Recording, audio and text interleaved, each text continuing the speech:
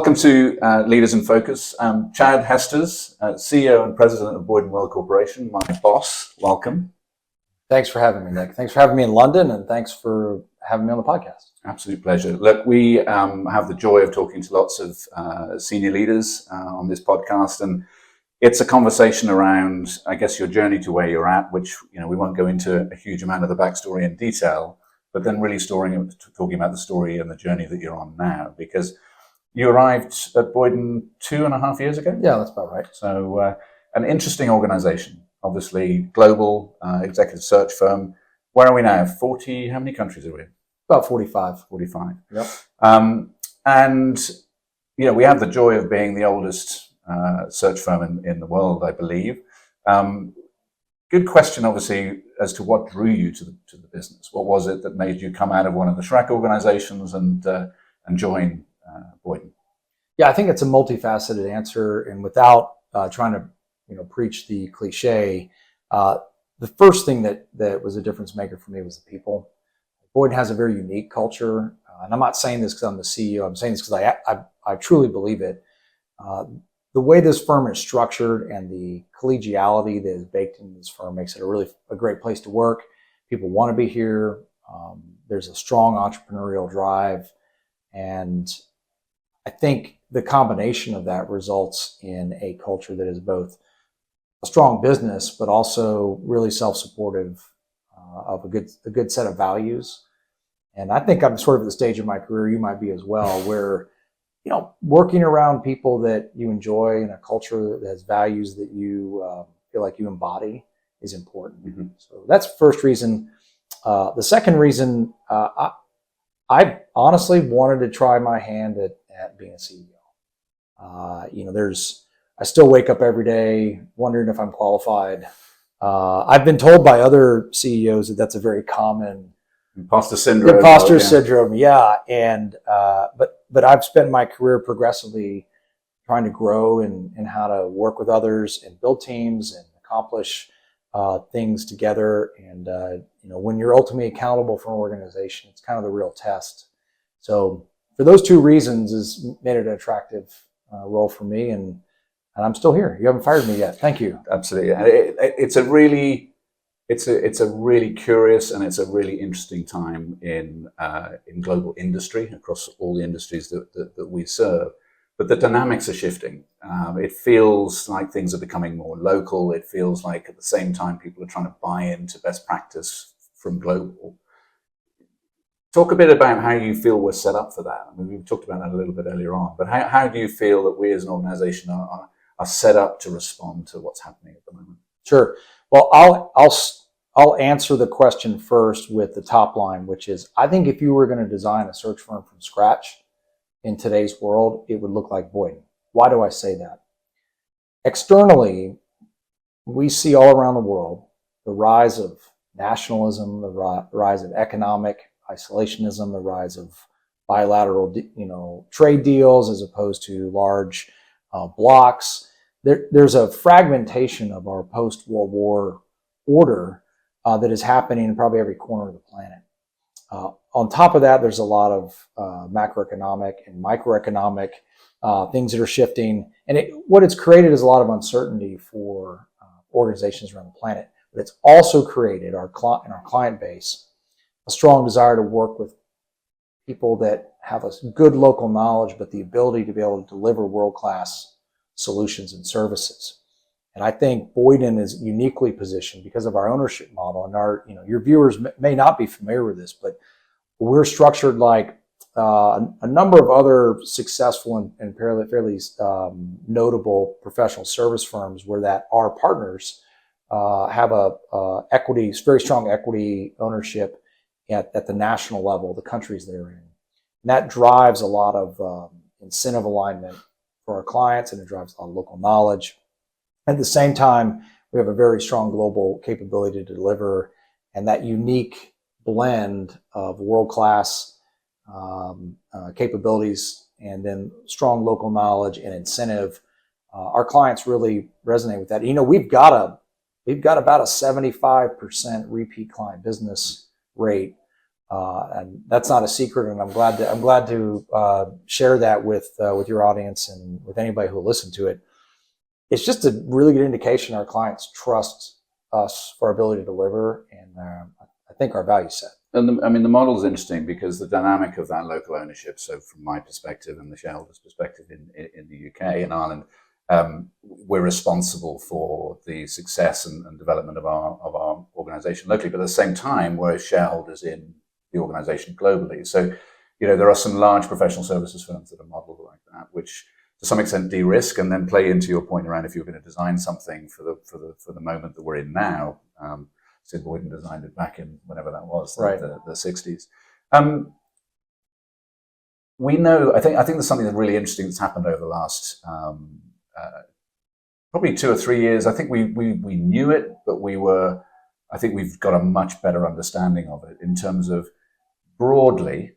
It's not a catch-all. Broadly, who our clients are. Are you able to articulate, in your view, our sweet spot, where we sit? It doesn't say that we can't do things for different parts, but ultimately, where do you see Boyden's in a very competitive world in executive search and leadership advisory services? Where do you, 2.5 years in, put your money in terms of where Boyden is best placed? Yeah, I think it's a very clear client group that we're very strong with. Now, let me preface this by saying we do work with the largest companies on the planet. We have 75 offices in 45 countries. So we're prominent and resident in pretty much every major business community on the planet. But what is interesting about Boyden, and it's a bit of a curated approach, most of our clients are mid-market, they're privately held, they're family-oriented companies, which represent about 70% of global GDP. Mm-hmm. Right? We do a lot of work in that space, and I think and we have a great reputation with those clients, partially because, as you mentioned, we've got that strong local ownership and orientation, but also we've got a unified global network where we can deliver services to support our local partners. But our clients have really evolved in their perception of leadership advisory services, whether Mm-hmm. it's executive search, consulting, or interim services. They don't want you just to show up anymore with a playbook. They want to be known. They want to trust you. They want to know that you care enough to invest in the relationship with them. And that's our advantage as a large global boutique with our model, is we can deliver that day in and day out, as opposed to maybe a more corporate entity that is issuing a playbook to a client, and that's the way it's going to be. Mm-hmm. We can be a lot more customized, or I guess bespoke, we say here in London, right? So we play very strongly, and I think we probably the number one firm in the world playing in that mid-cap, privately held organization market. Yeah, if we boil that down to the UK business, I mean, 22% of our business is with family-owned, family-run organisations. Another 26% is with privately owned organisations that are under $1 billion in revenue. There you go. Yes, we're working for organisations. We're working for Ireland's largest organisation.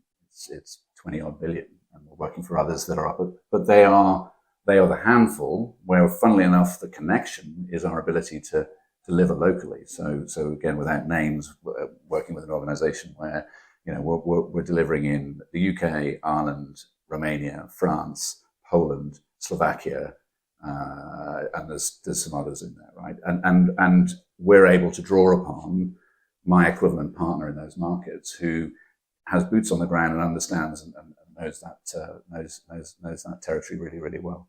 And your business here in the UK, you don't just have boots on the ground in London.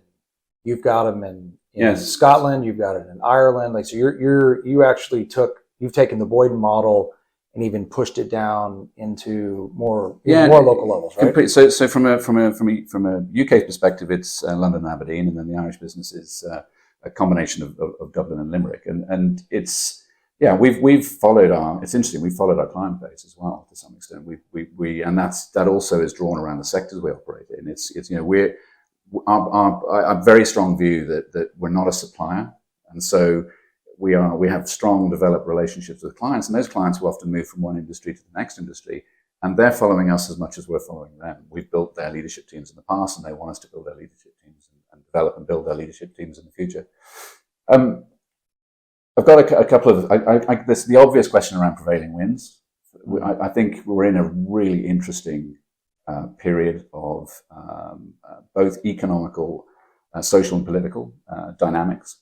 I just think in terms of the influences that you're hearing and receiving as you go around the world and talk to businesses and partners within the organization and externally, have you got a sense of the weather at the moment? Yeah. What we're having to do. Well, the weather's cloudy, and welcome to London. Right? Yeah, indeed. But I think if the underlying theme that I hear from the C-suite of a lot of our clients around the world, and it is everywhere around the world, is that it's really hard to plan right now. You think about the annual planning cycle that would occur at any normal company entity that typically happened later in the year, and you come up with a set of scenarios and assumptions and you build your budget. How do you do that in today's environment where your tariff regime may be changing weekly, your political inputs may be changing, your tax regime may be changing, and it's not just the US. Mm-hmm. This is happening all over the world. And so what we're finding is that from a leadership standpoint, one of the number one competencies and skill sets successful leaders have in this environment is the ability to delegate decision making and scenario planning to teams so that they can move faster and information can flow quicker for that planning phase. If you're a heavy capital intensive business and you're trying to figure out your capital deployment plan for the next 3 to 5 years, it's really hard to do it on an annual cycle. So that rate of change is sort of agility, and it's agility on steroids. Yeah. It is. People talked about agility being a major competency, a few years ago, and now it's agility, to some, squared. Yeah. I want to talk a little bit about you, if that's okay, and your early career. If you're willing to share a little bit about that, and how on earth you ended up in the world of professional services and executive search. So can you give me a little bit of backstory, just a short summary? Well, the short backstory is my career is one that has been very, I hate to use the word unintentional, but I'm a product of my own curiosity. I came out of university and went into the U.S. Navy. I was an intelligence officer and had the opportunity to see a lot of different parts of the world. Not all of it was fun, but it was pretty much all very interesting. So at a very young age, I found myself sitting in rooms with people having to make really hard decisions. And to be part of that was interesting to me. And to be able to be I didn't use the term then, but the trusted advisor kind of orientation that you and I aspire to be now with our clients and all our partners here. And I sort of fell in love with that concept of that. And so when I left the service, frankly, because I was starting to have children and those types of deployments and stuff are hard on families. And I went and got an MBA in finance, worked for a large integrated oil company doing corporate finance work.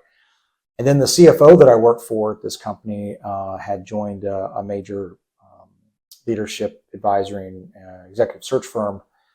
They did the Jedi mind trick on me. For those of you the Star Wars fans, for those who aren't Star Wars fans, it's they convinced me that as the ripe age of 33 to the executive search business was something that they thought I was geared for, and here we are, 20 years later, and I progressed up. I'm proud to say that I started in this business as an associate, not as a partner, and I worked my way up through the ranks, became a partner, a practice group leader, and held a number of executive roles. And I'm very proud to be the CEO of Boyden.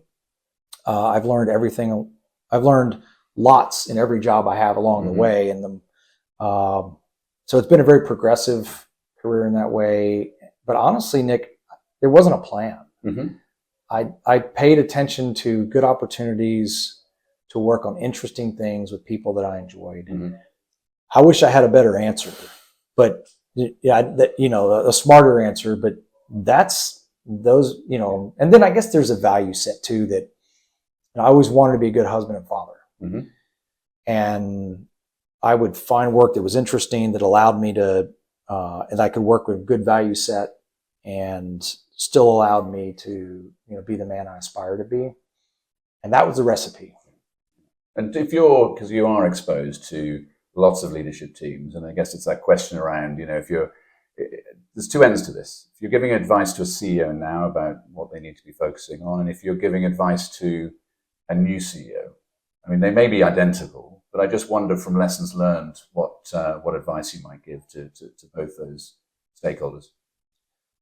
Well,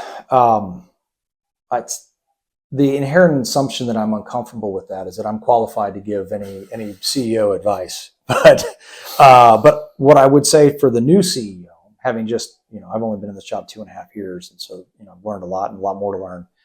I think take the time to get to understand the organization, understand your strengths, your capabilities.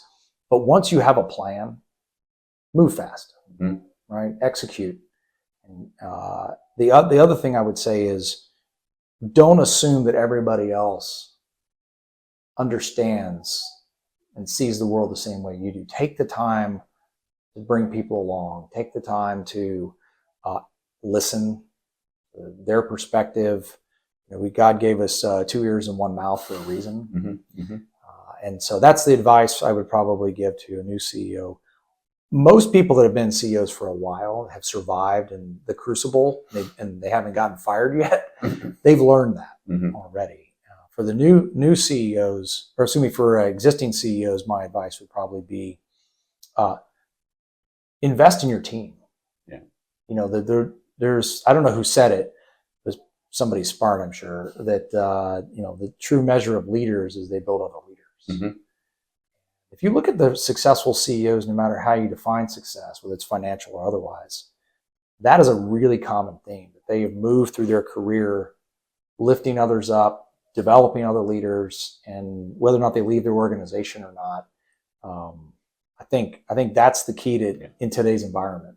And I mean, there was definitely a period of as we kind of came into to COVID, where probably a lack of EQ, or more of a heavy focus on data, exposed some CEOs at the very point they needed to have the highest EQ possible to motivate and persuade and engage external workforces. I think that's interesting. What we've seen over the last 5 years is that turning back to actually a combination of that, and the best CEOs having that blend of high EQ, high touch, real knowledge on their teams and their leaders, combined as a leadership team rather than the CEO and his direct reports, her direct reports. So I think the opportunity for me in this market is finding those leaders that actually blend data and knowledge and their expertise with a high level of EQ, and that seems to be working for the vast majority. It does. You're absolutely right. I agree with 100% on everything you just said. I think you have to have an authentic leadership style, though. Mm-hmm. I think everybody's got kind of a different set of skills, innate qualities about them that allows them to be genuine, and it's not a fit for every situation. I think I aspire to be a servant leader, which is sort of for people in your audience who may not be familiar with that. Most leadership constructs are a pyramid with the leader at the top and a lot of autocratic behavior. The servant leadership model flips it upside down and says, okay, the leader's job is to cast vision, but support people to make them successful and exist to serve. I think in this model, certainly at our firm, that's the only model that would work. And so where I'm going with this is, one of the lessons we have learned, certainly coming through COVID and post-COVID, is that employees and stakeholders, they can sniff out genuine leadership versus sort of a mask. Mm-hmm, mm-hmm. And so my advice to anybody would be, find your leadership style and find situations where you can use it. Or maybe conversely, if you're a leader and you get offered an opportunity, but it's going to require a leadership skill set that you're not comfortable with, or you're not good at, or you just disrespect, don't do it.